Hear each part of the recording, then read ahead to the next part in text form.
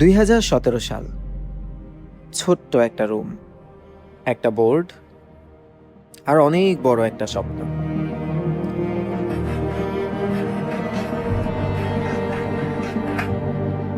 ছোট্ট একটা শুরু, মাত্র 15 কিংবা 20 জন ছাত্রছাত্রী নিয়ে। কিন্তু স্বপ্নটা, সেটা ছিল অনেক বড়। তারপর হঠাৎ করেই পৃথিবী থেমে গেল, সব কিছু বদলে গেল।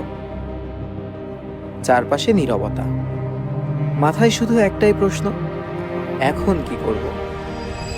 সেখান থেকেই আবার শুরু।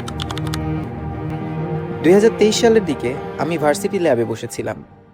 হঠাৎ একটা মেসেজ আসলো, আমার কয়টা খাতা দেখা লাগবে, তুই কি পারবি? আমি আর কিছু না ভেবে চলে এসেছিলাম স্যারের সাথে কাজ করব বলে। শুরুতে কাজগুলো ছিল ছোট, খাতা দেখা, গার্ড দেওয়া কিংবা অনলাইনে ক্লাস সেট করা।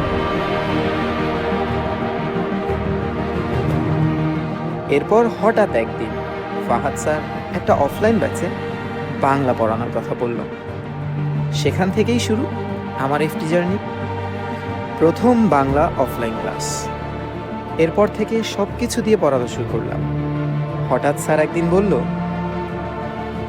অফলাইনে এখন যেভাবে পড়াচ্ছিস সেভাবেই অনলাইনে শুরু কর। আবারও আমার অনলাইন জার্নি শুরু হলো।